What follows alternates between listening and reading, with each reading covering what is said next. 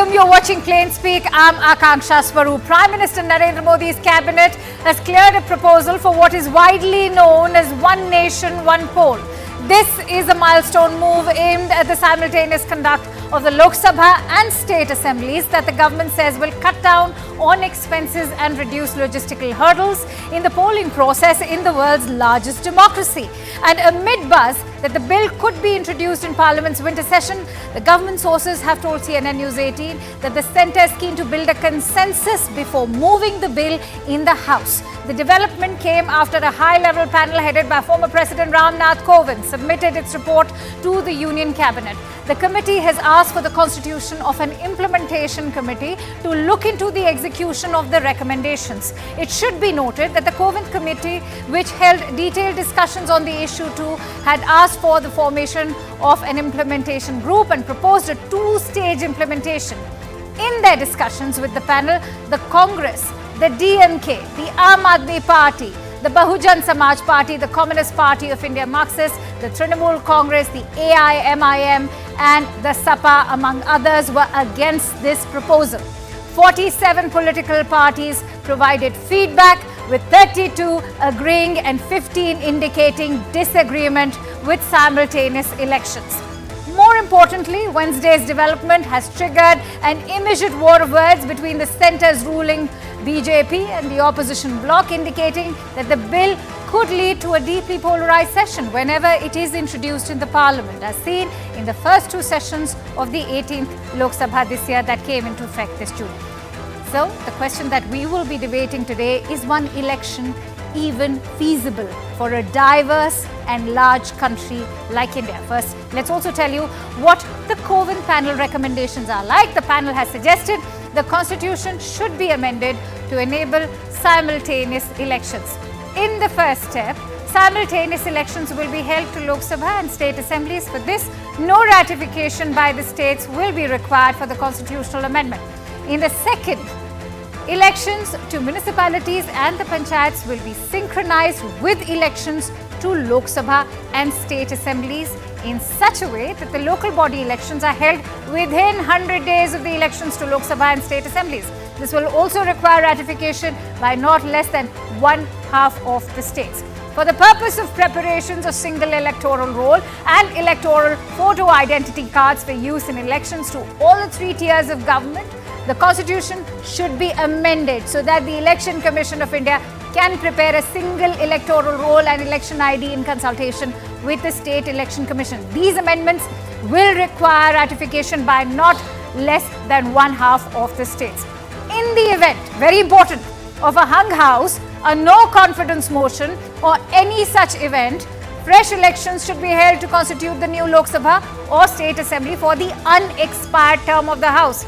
Means that new government will only rule till the term expires. The Election Commission of India, in consultation with the State Election Commission's plan and estimate in advance and take steps accordingly. But does the NDA government have numbers to pass this bill when tabled in the House during the winter session? For a constitutional amendment, the Parliament needs to pass the bill with two-third majority, which is 67% of the 543 seats in the Lok Sabha and 67% of the 245 seats in the Rajya Sabha. In addition, the bill will need to be ratified by not less than half of the state legislatures in the country. That's 14 states. The BJP is in power in 20 states. The NDA needs 333 seats in the Lok Sabha but has 293. What does it mean? It means that it falls short by 71 in the Lok Sabha. While in the Rajya Sabha, 157 is needed. As of today, NDA has 113 plus 6 nominated MPs. That means they are 38 short, assuming all 6 nominated MPs vote in favour. And that brings us to the question we are asking today on one election, one poll. Is one election even feasible for India? We'll deep dive into that in just a bit.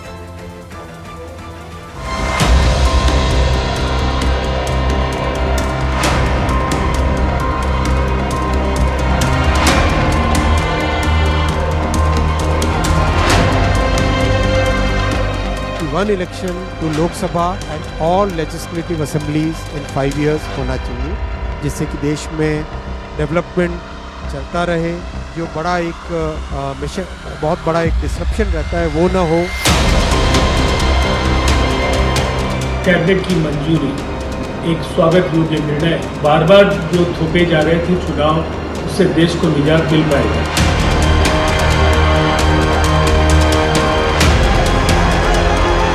तो उसको नहीं मानते, ये नहीं चलने वाला है democracy में।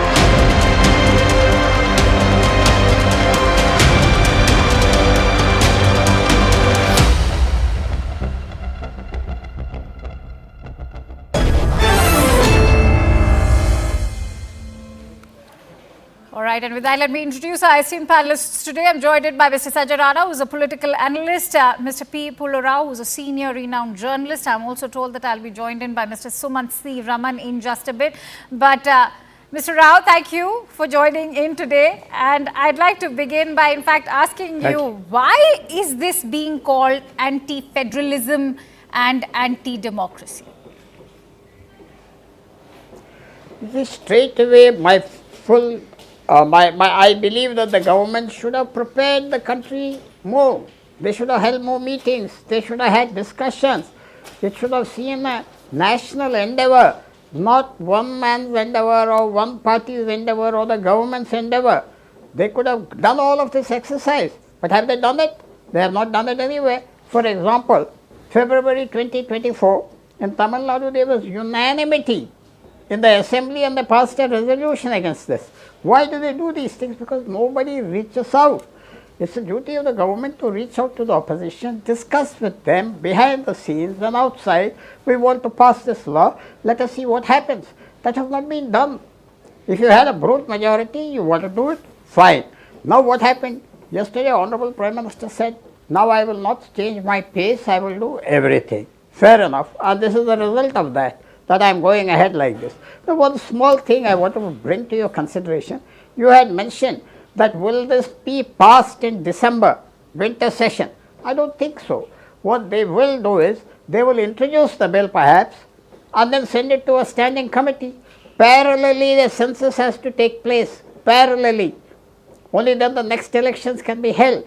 All right. It will take time. All right. Let Let me quickly bring in Sanjay Rana now. You heard what Pullurao had to say, and he said that that there has not been enough discussion. Do you really think that's not been enough discussion when we've had 47 political parties being consulted? Out of them, you have 32 who have agreed to the proposal and 15 have in fact been against the proposal. Can we still say that this has been anti-democratic? Good evening to my fellow panelists. First of all, it's not anti-democratic or anti-constitution. It's very surprising. Nowadays, I think opposition has only 2 or 3 votes which they are raising everywhere whenever they get the chance. Anti-constitution, anti-democratic procedure. No, till 1967, we used to have a single election across India. It's happened after that, a lot of political changes happened. There was no single party, a lot of regional party came up, and therefore that's to manage the political thing, to manage the brownie point. This kind of elections will happen. But if any move is going to be there, then we need to have a plan. Why it's not going to be passed in this winter session? Absolutely, is possible. Government should have the number in Lok Sabha as well as the Raj Sabha. As per the parties are concerned, obviously consensus are developed, and obviously they have consulted many political party as number you mentioned. So I don't see there is any issue. But yes, to implement this, we need to look at the women reservation bill. Obviously, they have the benchmark when it's going to be implemented. It's going to be after 2026. The same way, government has to make a plan after making a law, what all changes they need to do it in the law, what all changes are required in election procedure, what we have at this point of time, what all changes we have to do in various various segments by which we can run a election and maintain the take care of all the political parties. So, Raman, I want to quickly ask you, all those elections that took place under Prime Minister Nehru, all the way from 1952 up till 1967, were they also anti-democratic and anti-federalism in nature? No. First of all, we have to understand that the politics of today is a far cry from the politics at the time of independence. At the time of independence, we had leaders of integrity. That is the first point across political parties. I'm not blaming any one political party. We had leaders who actually stood up for what was the right thing to do, who could come together on bipartisan issues. Today, that is not the case at all. So, today we have to understand that in any case, this matter is going to go to the Supreme Court, and eventually it will be the decision of the court whether this is going to be constitutional, if at all it is passed in Parliament, and then it goes to the court. Now, the point really is that in a federal structure, when a state election is held, issues relevant to the state must be highlighted. And when a central election is held, issues relevant to the center must be in public focus. I do know and I am aware that many occasions where simultaneous elections have been held, electorates have been wise enough to vote for one party for the center and the opposite party or the opposition party at the state level. That has happened multiple times. But having said that, you cannot leave such a thing to the intelligence of the electorate in all cases. So we should understand that when there are overwhelming sentiments attached to a particular election, that may overshadow local issues. So therefore, the first part of it is this going to get through to the stage where a constitutional amendment will happen? All right. I don't think so. All right, Sanjay Rana, But I even think the if it point does- that Sumant is making is something that has already been highlighted by Trinamool Congress or even the Shiv Sena UBT, that only the party that's in power at the center will stand to benefit through such a move, because regional parties, according to them, will be disadvantaged. I'll give you one example to Mr. Raman. Look at the election which happened, Lok Sabha election few months back, simultaneously Odisha Vidhan Sabha were there. So people have given a vote on the basis of the merit, with whether they liked some party or their agenda, their policies, the past performance. On the basis of their, obviously they're casting their vote. We cannot doubt on the intelligence of the common people or Indian citizens. Indian citizens know very well what they are doing. Take an example. Anyway, he has given example of many example, like center has a, when voting for the member of parliament is happening, there is a different pattern, and Vidhan Sabha is totally different pattern. I totally agree with you. But it was happening in past, and it's quite possible to do it in current scenario or in future. Why we cannot change the procedure if it is not lucrative, it's not workable, it's not fruitful for many things. Suppose example, there was election in Lok Sabha election, and there was a what's called that election, and none of the government, whether Haryana government, take an example, Maharashtra government, has to take any action or any policies to implement during that time. So there is a loss of common people, there's a loss of that state or common people, those staying in that state. So we need to look at the wider picture and need to explain, and we cannot doubt this is not the answer. All right, that Sumant, since you mentioned a consensus on bipartisan issues, you also compared the times under Pandit Jawaharlal Nehru versus now under Prime Minister Modi. I'd also like to bring to your attention that the high-level committee, which was operating under former President Mr. Ramnath Kovind, requested for an in-person interaction with the Congress party. The Congress party has disagreed without even having a discussion in person. How bipartisan is that? No, Akanksha, the basic purpose of setting up the committee is to get this report. That was the reason for the committee. We all know it because it was set up. See, whatever may have been former President Kovind's credentials, the fact remains that he was a member of the Bharatiya Janata Party. No. Mr. Raman, I think that is a very biased approach over there. We have 37. You have 37 parties being consulted, and the ones who chose to disagree had disagreed, and that is the beauty of democracy. Sanjay Rana. India Alliance has serious issues with the simultaneous holding of elections. Mr. Raman made. the president was ex Bharatiya Janata Party member. Obviously, somebody will be the member of the parliament or some party, or obviously I have a And different vision. but you've had opposition parties being part Absolutely, that's of what the I'm saying. implementations. Opposition parties are there and they have given their viewpoint. As far as the Congress is concerned, Akanksha, absolutely bring anything, you take it anything up. Congress party will raise the red flag for anything, whatever Modi government is trying to do it. They don't look at what is the good for the country, the good for the people of India. They know. They said Modi government is bringing something, I will oppose it. Are Baba, if Congress, inviting so you many for things. Can I give you a list? inviting you for the discussion, then you to come up and have a discussion and put forward your objections. These are not Can I possible. give you What a is list possible, of not things? possible. If it is not possible, what are the hurdles you have by which we can come Let's up? listen So to what you are- Sumant also has to say. Sumant. No. Can I give him a list of things which the Modi government opposed when the BJP was in the opposition? Sorry, not Modi government. The BJP opposed when it was in the opposition, which they have then been implementing, starting with GST. Right on. There are dozens and dozens of schemes. Manrega. They said Manrega is a disaster. It should be. It is not going to benefit anybody.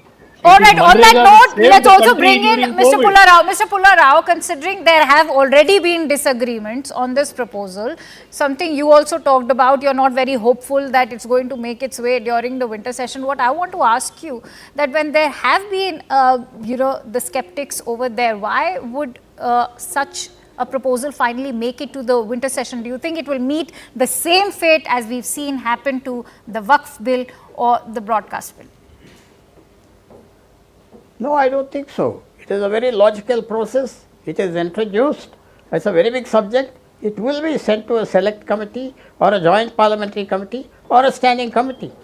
I think that's what they will do, and that's what they should do, because at the same time they have to finish the census. Census itself has become a bit of a controversy. And as far as the government is concerned, once a bill is introduced in the Lok Sabha, it stays alive for 5 years. So for the government, it told me that we are doing what we said. It's in process. We have not put this in a cold storage. We are working on it. It makes sense for the government to introduce it and send it to the standing committee. But it's no way going to pass in such a rush, because it's much, much bigger than all the other bills now which have gone to standing committees or other committees. So therefore you will have to wait. And I'm sure that's what the government is going to do. Even if they had the majority, a bare majority, it is difficult, because this is it's a very big bill. All right. I see you're Sanjay going to Rana also change wants the to make a life of point. an Sanjay assembly. Rana, please yes, go ahead. yeah. But I also have a question with regards to what happens if the government falls. Remember, there will be a fresh set of elections taking place, but that new government only gets to operate till their term in fact expires. And then you're talking about saving on logistical costs. So if a government only does it operates take? for 2 years or a year, how is that cost cutting or saving on the logistical costs? Okay, first I'm going to give answer to the senior panelists, those who are sitting here. He's made a contradictory statement. He said they cannot bring this bill in winter session. If they are going to bring it, it will go to JPC or standing committee. Going to JPC and the standing committee is a good thing. Obviously, we have to have a consensus. We have to have a discussion. We have to find out the solution. How we are going to do it. How we are going to deliver it. Number one. Number two. When you talk about the question, obviously, look at the women reservation bill.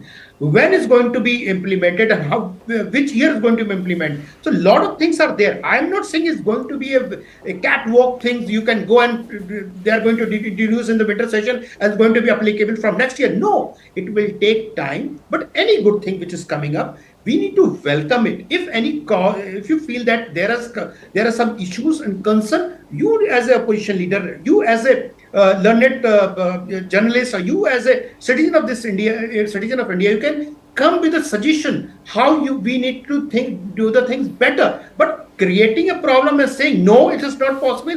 How is going to work it out? Everything which is there at this point of time was not possible 20-30 years back. No, but is it Sanjay possible? Rana, you also have to understand where the opposition's coming from. They're saying that if you were so confident about running simultaneous assembly elections, that you should have also announced Maharashtra dates along with Jammu and Kashmir.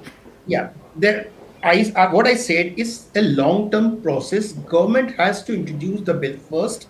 and obviously it will follow. We need to do a lot of changes in our law, not only in law, obviously in elections procedure we need to do a lot of changes, and it cannot be changed in overnight. It will take time. Therefore, they're introducing a bill first, and when the bill is going to pass from the parliament, from both the houses, then it will go to. All right, I'm running short of time, yes, Suman, point. I'm giving you Yeah, time to one make point, that point, yeah. and while you make that Yeah. point, I also want to ask you, today Ashwini Vaishnav has talked about Jan Sannati, and when you talk about building that consensus, how challenging is that going to be, considering you're looking at several constitutional amendments and some very challenging at that? Yes, one very quick point before that. Look, the constitutional amendment, whether it will pass or not, is itself highly doubtful. But what the point we have to understand is the draft bill has not been approved by the cabinet. The high-level committee's report has been approved by the cabinet.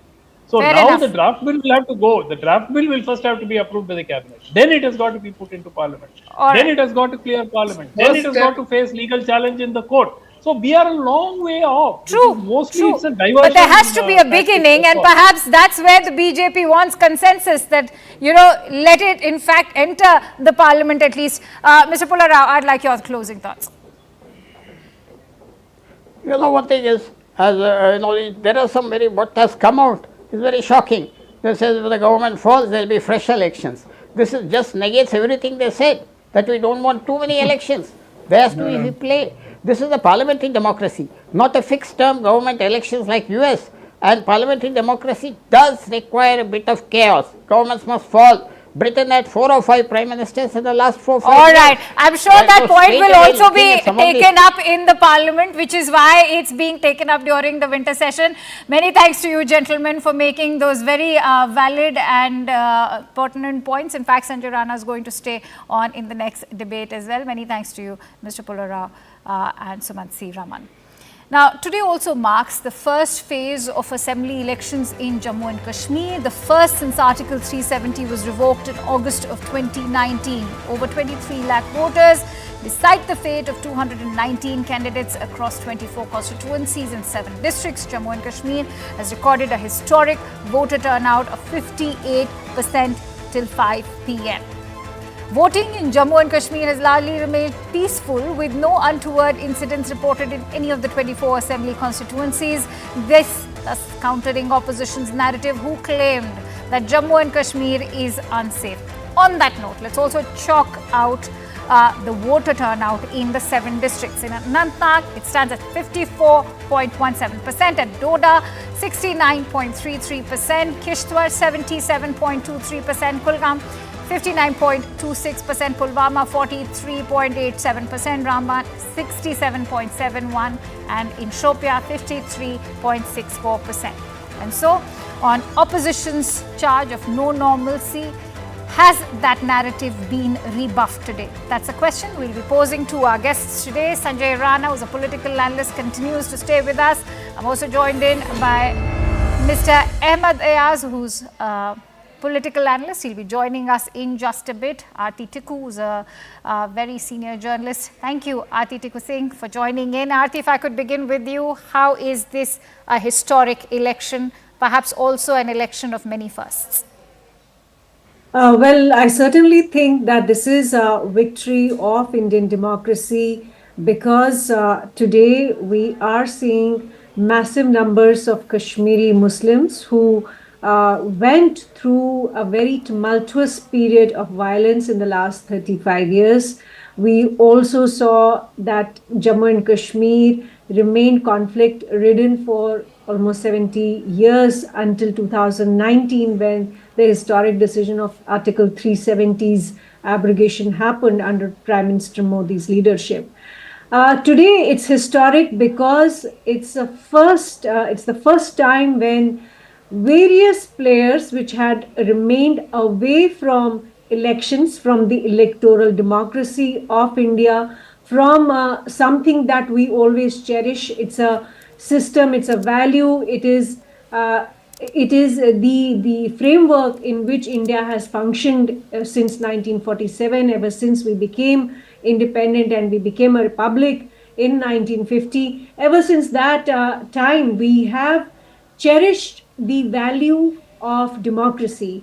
And for last 37 years, in fact, since 1987 elections, when there were allegations of rigging by National Conference and the Congress Party in Jammu and Kashmir, following which we have seen massive conflict and massive violence in Jammu and Kashmir. A lot has happened in the last 37 years.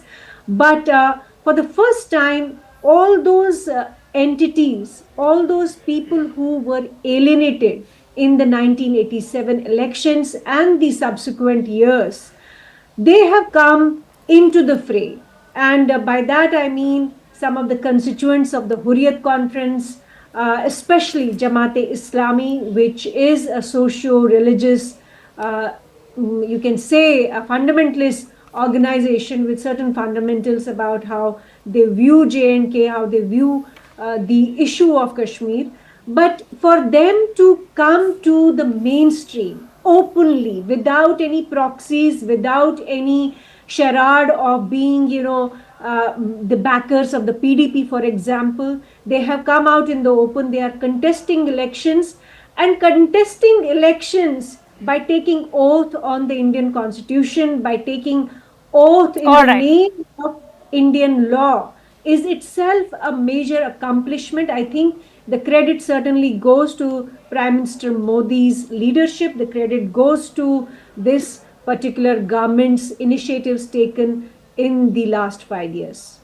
I think that's a very valid point that you've made. I'd like to bring in Ahmed Ayaz, who's also a political analyst, just joining in. Ahmed Ayaz, how do you in fact respond to the point that Aarti is made in terms of political liberty for all those independents who are now contesting something that wasn't seen, of course, in the immediate last decade, but something that also perhaps was marred by militancy? That's true. Increase in voters' participation this time, it's not that only in assembly elections today, and we have seen in the recent parliamentary election also in Jammu and Kashmir. And the reasons could be different. As another panelist was saying, that one reason about this Jamaat Islami she was talking about. No, Jamaat Islami is not contesting for the first time. Had there been no ban, perhaps they could have done it as a Jamaat Islami. They have been contesting even before 1990 also. They had many members in the assembly. That time they were also contesting as Jamaat Islami. Today they are contesting as independents just because there is a ban. But it is not something new that they are contesting. Well, they are contesting after 1990. Uh, Again, there are many reasons. One reason being that this election is being, you will see number of participation and a lot of people coming in, independents, and not only independents but local. Besides local political parties, there are political parties from outside Jammu and Kashmir also participating in Jammu and Kashmir. The reason being one that there is that this election has been held after a gap of 10 years. One. Second, during this period, there had been an abrogation of there's a process in which abrogation of Article 370 was done. And third being that lot of voters have come in during these last 10 years. And people are also fed up with the local politics. And to me, they are almost blaming the local politics only for whatever difficulties now we are facing as Kashmiris or the people in Jammu and Kashmir. So that's why people would like to see a change, Sanjay see an Rana, alternate to the. yes, which is what perhaps the BJP is also hoping to bank on. Do you think, Sanjay Rana, the BJP can dent those political prospects, electoral prospects of the Valley parties, given that the immediate concerns for people of Jammu and Kashmir remain unemployment, drugs, the drug menace, and of course even terrorism? I would like to congratulate, first of all, the people of Jammu Kashmir who is coming out and participating in this and casting their vote. Number one. Number two is a slap on the people those who are raising a question on the government and saying democracy khatre mein hai. So there's no democracy in khatre mein. Everything is going fine, and I've never seen such kind of queues. People are coming out and casting their vote. I've not seen it. This election is happening after 10 years, and people are very much excited. They don't know the rights. Earlier, look at the kind of party we had. I would say Jammu Kashmir had only PDP. One family party, another one National Congress, third was the Congress. But here, all the independents are there. Other parties are also participating, and obviously these two state parties also participating. And people are very much excited to cast their vote. So we need to understand what all changes happened after abrogation of 370. These are the changes. People are coming out. People are believing in democracy.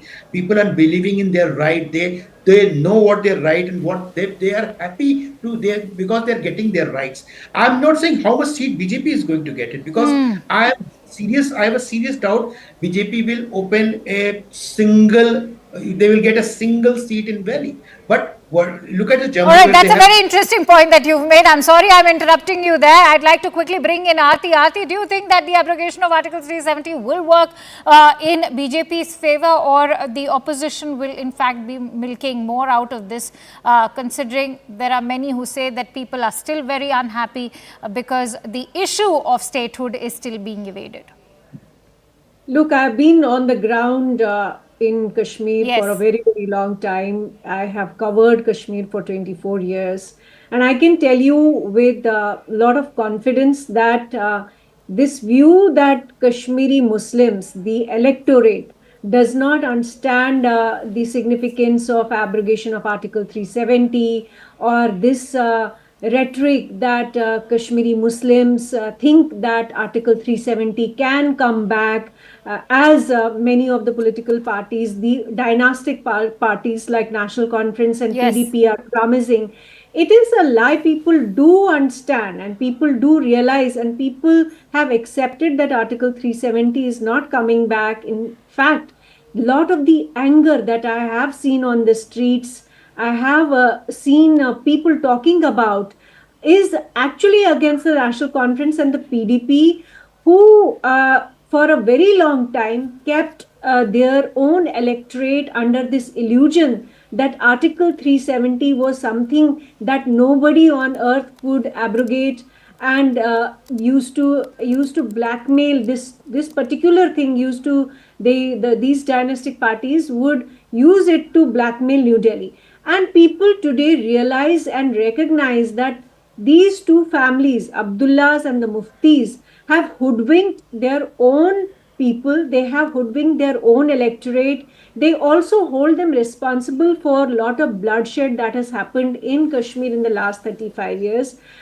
And therefore, I believe that the BJP is not going to, a lot of people think that BJP is going to perform badly, but I think the BJP will have considerable number of seats in Jammu, and they will have, even though not directly, but lot of people out of their own sympathy and their own understanding would have voted for the BJP if the BJP All right. would have contested elections in Kashmir. But, Ahmed Ayaz, I'd like to bring you in on the larger picture. The political narrative that is right now coming out is also talking about the multiplicity of parties versus the independents who are contesting. They're saying that there's a lot of intrigue. And is this surrounding the independents? Because the Valley parties have been alleging that this is not by default, but by design. How do you respond? No, you see, to say that independents will be doing miracles, that also is not there. It gives, it will contribute. It will not contribute in, challenging the parties so far as votes are concerned. Maybe a few, because they are not that strong in their pockets, these individuals, that they can, throw any major challenge to these people. However, this is they are definitely going to contribute, as the another panelist was saying, that there is a growing, resentment against the political parties so far as local political parties are concerned, and definitely this is going to a lesson or a message, going to give a message to them, because what has now they be seeing, what they may be seeing now in the election must not have been seen by them in the past. It was an easy truth for them. Today it may not be easy true, because there are challenges to them even in getting elected also, even seeing themselves through, though being very old political party. I think to that extent these independents will contribute, that political parties will realize, local political parties, that it is not easy. People are against them. They have a resentment, and maybe they need to change themselves in the future. To that extent, it is going to give them a message. But to say that You know why I independent will. mentioned that point? Because we've heard an Omar Abdullah in the last few days go on to talk about how this almost seemed like a conspiracy when he was being pitted against independents who were fighting, and that it was a BJP ploy. He's gone on record to in fact say that. But let me quickly, well, that's the point we've made about the independents fighting this election. But Aarti, you, for all the experience you've gained on ground level in Kashmir, I want to bring you in on the point of the Kashmiri Pandits.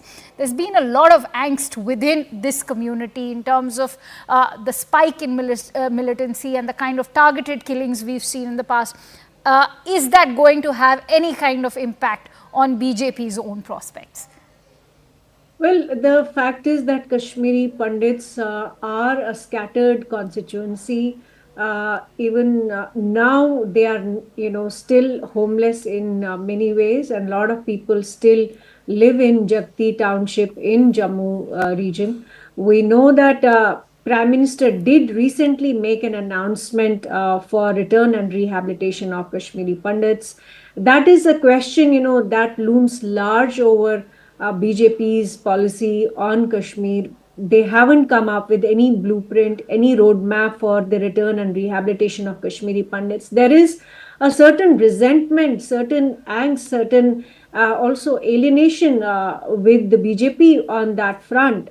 But when it comes to electoral politics, when it comes to elections, we have repeatedly seen that Kashmiri Pandits have posed their faith in Prime Minister Modi's leadership. We have constantly seen that despite the fact that there is this gulf, there is a certain issue which remains. In fact, this is the only issue which remains unresolved as far as political resolution of Kashmir is concerned. The only question that remains unanswered is the return and rehabilitation of Kashmiri Pandits, and I think that would be the last straw to come to a conclusion that Kashmir is finally normal, when Kashmiri Pandits are able to return and rehabilitate and get we see coexistence among Kashmiri Muslims and Kashmiri Hindus. There is a certain gulf of mistrust and a lack of reconciliation. But I think the fact that Prime Minister just before the assembly elections in Jammu and Kashmir has made a statement, it indicates that there is a plan. There is a plan for their rehabilitation. And I think this announcement certainly was catering or addressing to the concerns of the Kashmiri Pandit community. I think therefore, I think, there is a possibility that Kashmiri Pandits most likely would vote for the BJP even in these elections. Ahmed Ayaz, I'd like to close in with your thoughts. What is the vote when we talk about Naya Kashmir? What is the vote based on now, today, that we see? Because remember, the kind of voter turnout we've seen in what used to be hotbeds of militancy, you're seeing this kind of voter turnout, which the visuals are speaking for themselves. What is this vote for when you talk about this vote coming in from Naya Kashmir? So far as J&K is concerned, there are two provinces, one is Kashmir and another is Jammu. Well, difference thinking could be different, but majorly, so far as Kashmir is concerned, Kashmir, after abrogation of Article 370, they have undergone tremendous,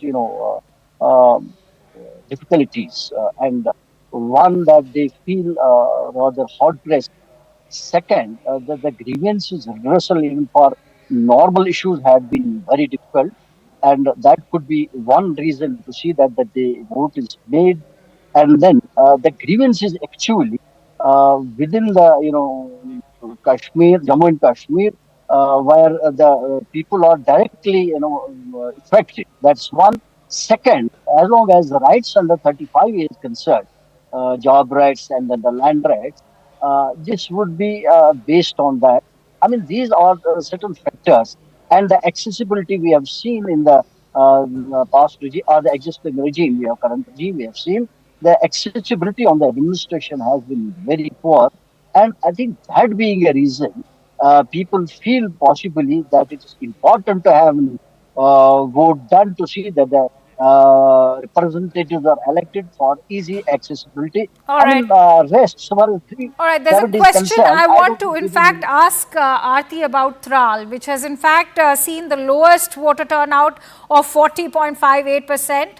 What, in your view, are these strong driving factors, and what explains the lowest voter turnout in Tral particularly?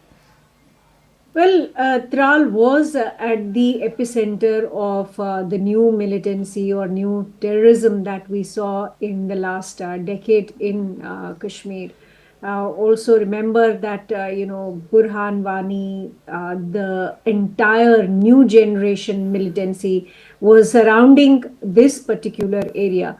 But also remember that this is also South Kashmir. This is also Jamaat-e-Islami hub in many ways, and this is also like there are a lot of youth who still cannot wrap their head around what really happened. Millennials who were born post 2000, who have seen nothing except violence, who have seen nothing except pellet injuries. We have seen so much violence in the last 20 years. For them to even process what has changed and what has shifted in Kashmir, I think it is going to take time. This was actually not the ideal time to hold elections. I think the youth, the people of Kashmir needed much more time to heal their wounds, to process. All right, I'm afraid we'll have to leave it at that, and I'm sure in some days from now we'll know where the winds of change are actually blowing. But for now, we also have some breaking inputs. Prime Minister Narendra Modi has reacted as far as One Nation, One Election is concerned. He said that the cabinet has accepted the recommendations of the high-level committee on simultaneous elections. I compliment our former President Shri Ramnath Kovind ji for spearheading this effort and consulting a wide range of stakeholders. This is an important step towards marking our democracy, and in fact even more vibrant and participative is what Prime Minister Modi has had to say. Let's quickly go across to Pallavi, who will bring us more perspective. Pallavi, I think the emphasis has been on consultation with a wide range of stakeholders, because we've just had a discussion and everybody is talking about it, that is the reason why it's not democratic, because you've not had too many stakeholders, which is a lie. Absolutely, Akanksha. Of course, there was a COVID panel, and there were people who were representatives from different political parties and political thinking who were very much a part of that panel. And there were several rounds of meeting which took place. Mr. Kharge had also refused to go for that meeting, as has many other opposition party leaders. But each one of them gave a letter, and as everyone is now putting out, whether it was Mamata Banerjee, whether it was Mallikarjun Kharge, all of them rejecting the idea of ONOP, which is evidence enough that they had an opinion which was incorporated. In fact, if you look at the report of the Kovind committee, it does put in the dissenting notes as well. So therefore, for anyone to say that people were not taken on board, there was no debate and discussion, that's not true. The second important thing is, Akanksha, is that whenever this ONOP comes up for discussion inside the parliament, for passing in the parliament, again there's going to be a debate and discussion. So, every step there is going to be a debate and discussion, and therefore to say that this is being bought in an arbitrary manner or it's going to hurt the federal spirit is incorrect. Pallavi, take us through the kind of attacks that have been launched by the opposition. We've seen TMC also talk about why weren't Maharashtra election dates also announced along with Jammu and Kashmir. If they are talking about going ahead with simultaneous elections, why not start with Maharashtra? See, we recently heard Mr. Arvind Kejriwal mention the fact that Delhi elections to be held in Maharashtra in November. No clarity on that, but now they're going to use this narrative to embolden themselves. But yes, the first reaction which has come in is from Derek O'Brien from the Trinamool Congress, where he said that if you really want to walk the talk, then you should have held Maharashtra, Jharkhand, Haryana as well as Jammu and Kashmir together. Since you're not doing that, it is very clear that you have your own political reasons and strategy and plan, which is why you're selectively using the idea of one nation, one poll. Right. Congress in a press conference has already rejected the entire idea. All right, let me also quickly bring in Payal, who's joining us as well on the phone line. Payal, I think the point that Prime Minister has always made is that this is in the best interest of the people of India and that it is a democratic choice, and also not to forget that there's no political motive behind it. Yes, what we're given to understand, Akansha, by way of top sources, is that Prime Minister, in fact, elaborately told his cabinet colleagues that there is no political motive, there is no political reason for bringing such a reform. Essentially, it's coming from the voice of the people. People have been demanding this. And like Ashwini Vaishnav was saying in the cabinet briefing, that a lot of youth have reached out to the government asking them to come up with these reforms as well. So more importantly, the Prime Minister, in fact, also asked his cabinet colleagues to go out and reach out to the people, educate them about this reform, why it is important in the current context. Why it is important in the current context and the future context as well. That is something which is elaborated, and once again he said that this is the will of the people, there is no political motive to it. There is no other motive to this as well. So that's the duty of the cabinet, to in fact go out and reach out to people, spread a wider message of consultancy and tell people that because of constant elections, there are many things that take a backseat, especially governance. And for example, in a case of law and order situation, the Prime Minister in fact even made a mention of a couple of examples, saying that if a particular center needs a hospital to be built immediately in case of any urgent situation, sometimes because of the model code of conduct being put into place, that is not going to be possible. So obviously the will of the people, the fact that the government has been elected to work for the cause of the people, that should take center stage. So in fact this is going to be beneficial in that respect in a big way. That's what the Prime Minister really spoke about in his cabinet meeting, and what we are also given to understand by way of top sources, Akansha, is that everybody lauded the efforts of the government, everybody lauded the Prime Minister for motivating them to come up with a thing like this, including the alliance partners who were present in the cabinet. Thanks to you, Payal and Pallavi, for bringing in all those precious inputs and for putting the entire story into perspective for us. And with that, it's time for a quick break here on Plain Speak. But coming up next, 12 have been killed, over 3,000 injured as pager explosions have struck Hezbollah. We'll be, in fact, deep diving into pager explosions as Hezbollah has blamed Israel and vowed retaliation for pager explosions. That'll be our topic of discussion in just a bit.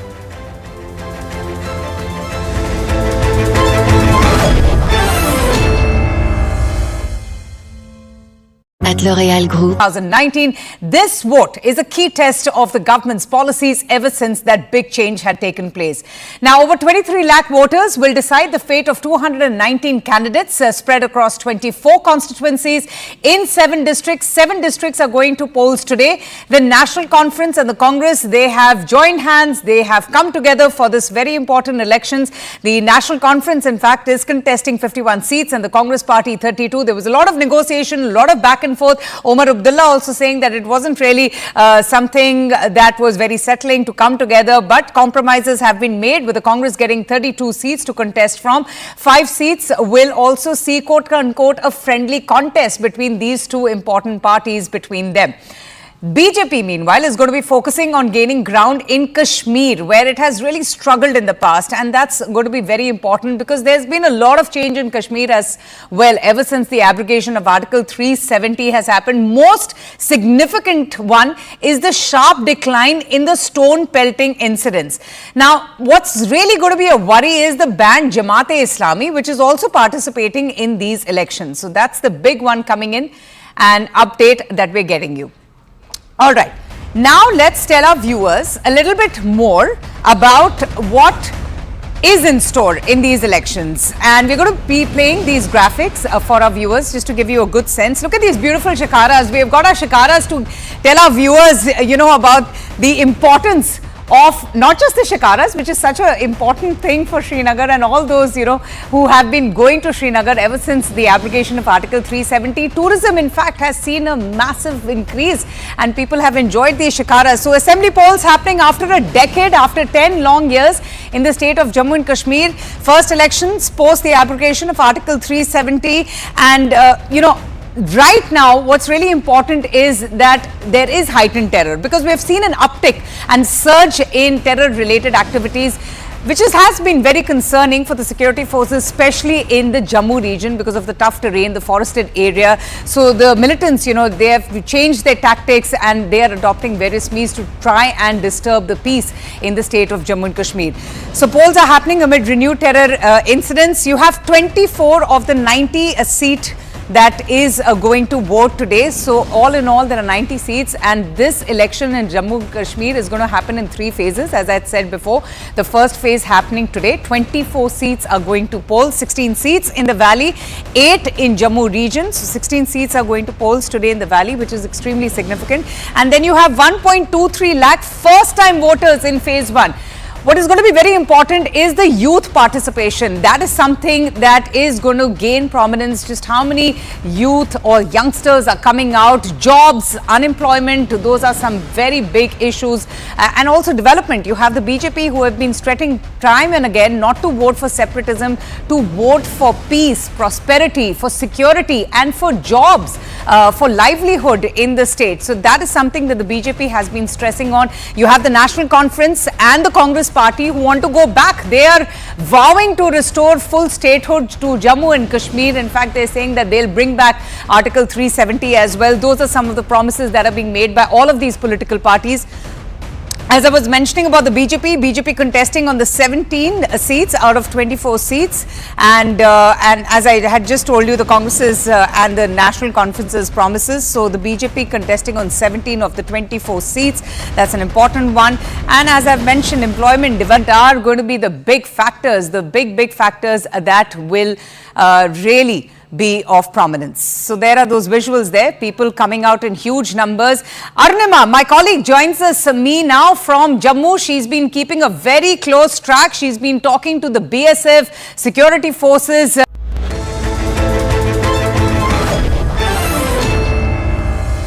Welcome back. Now, in a major escalation in the Israel-Hamas war, hundreds of pager devices belonging to Hezbollah leaders exploded across Lebanon on Tuesday, killing over 8 and injuring over 2,000. The blasts, which occurred simultaneously in several Hezbollah strongholds, have been described as an Israeli breach of the militant group's communications.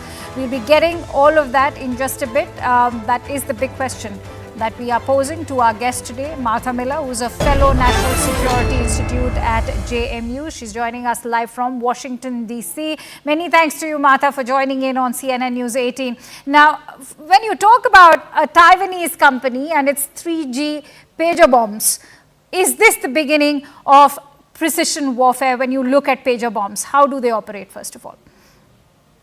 So I'm not sure that this is really a shift in terms of precision warfare, but certainly I think what this demonstrates is the vulnerability of supply chains. And so infiltrating pagers, I think right now we're not 100% sure exactly how Israel did this, but certainly there are theories that there are reports that they were rigged with small amounts of explosive material, but I think we don't know for sure at this time.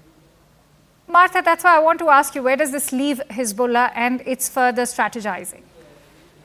So I think what's interesting about this is that Hezbollah, there are many aspects that are interesting, of course, but Hezbollah actually had made the decision to go to pagers as opposed to using cell phones for their communications, precisely because they were avoiding Israeli surveillance. But in making this choice, Israel actually ended up winning some points on psychological warfare. But because this actually was a signal to Hezbollah that Israel could still get to them even with their use pagers. If it does involve Mossad, and you are talking about how this is a huge commentary on Israeli surveillance, I want to know from you, what does it speak of Israeli surveillance? Because considering an attack like this couldn't have been planned overnight. So I think, historically, Israel and Mossad has had a very capable intelligence capacity. This has been, this has helped them be very effective against their adversaries for years. They have used, amazing intelligence to reach their goals, both on a tactical level and also on a strategic level. And I think like I said before, a big piece of this is the psychological impact it has, because it demonstrates how deeply Mossad has infiltrated Hezbollah. And when you talk about infiltration, a quick word from you about, you talk about vulnerable supply chains, which is how these pagers perhaps became more vulnerable. Shed more light on it, and I'll say thank you. Yeah, absolutely. It's, and I think this is actually an excellent lesson for everyone on how vulnerable our supply chains can be. We had this lesson in the pandemic when that was more focused on supply chains just being stopped, right? And so now this is an example of supply of our products, whether it be pagers to Hezbollah or just something, going to the general population, that anything in the supply chain can be infiltrated with sophisticated techniques. Absolutely, and for once the reliance was not so much on hacking itself. So many thanks to you, Martha Miller, for joining in on Plain Speak here at CNN News 18. It was a pleasure speaking to you. And with that, it's a quick wrap from my end. Thank you so much for watching. Up next is the Hard Facts with Rahul Shivshankar.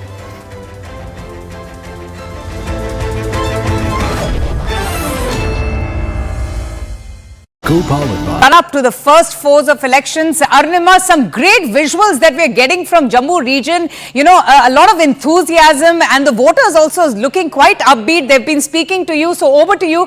Fill us in with all the details. How's the josh amongst the voters? Well, unfortunately, we have lost Arunima. We'll just get back to her, but just take a look at all these visuals coming in now from different places, and we will keep getting you more updates. Now, as far as Jammu region is concerned, what's very important to point out here is the ask from the Kashmiri Pandits. They are seeking action on long-standing issues. And they're saying that we want now the government to walk the talk. They want urgent action on their long-standing issues. Obviously, employment is also another area which is of very big concern. Ishan Vani, my colleague, is also going to be getting us all the updates. He's been tracking the developments from Kashmir region. In fact, he just is getting us this report from Bij Bihara, which is Mufti's bastion. Her daughter, in fact, is also going to be contesting. It's her first political battle. Hello and welcome. You're watching Battle of the States, and I wish we were coming to you directly from the Dal Lake, the gorgeous Dal Lake in Srinagar, but we're joining you from the CNN News 18 studios.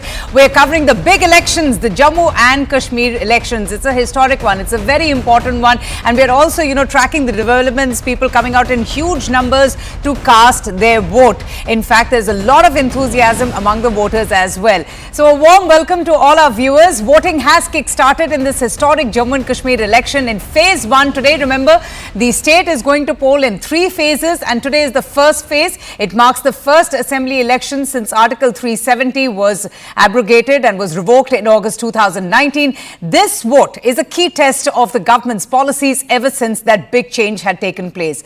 Now, over 23 lakh voters will decide the fate of 219 candidates spread across 24 constituencies in 7 districts. 7 districts are going to polls today. The National Conference and the Congress, they have joined hands. They have come together for this very important elections.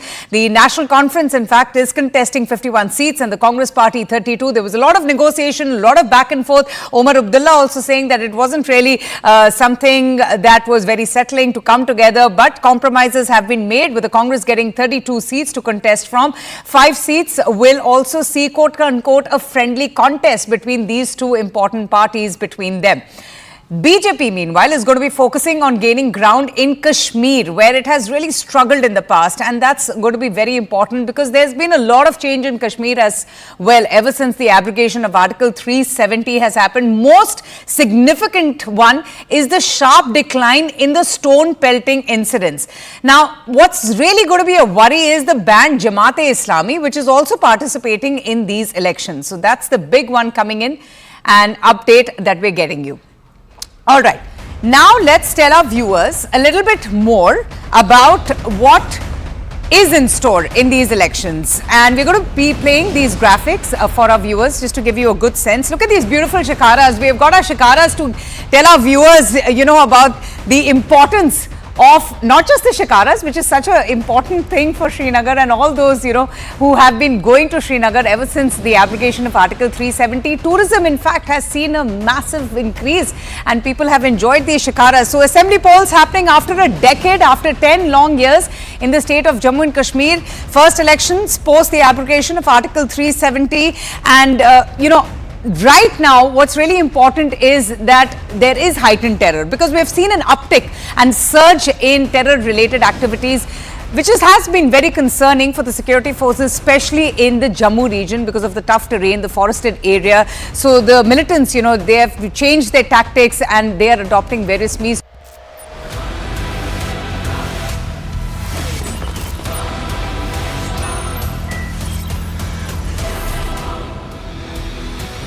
Viewers, all those who insist that post the 2024 Lok Sabha Assembly and elections, the Modi government has lost its mojo, its vim, its direction, will have to take back their words today. The NDA cabinet has cleared the mother of all political reforms, unarguably the biggest and without doubt bitterly contested in independent India's history. It is said that in the upcoming winter session of Parliament, the NDA is most likely to table a bill mooting simultaneous Lok Sabha and Vidhan Sabha elections. The reform, also popularly known as the One Nation, One Poll or ONOP, also envisages that urban body and panchayat polls will be held within the next 100 days of the simultaneous Lok and Vidhan Sabha elections. That means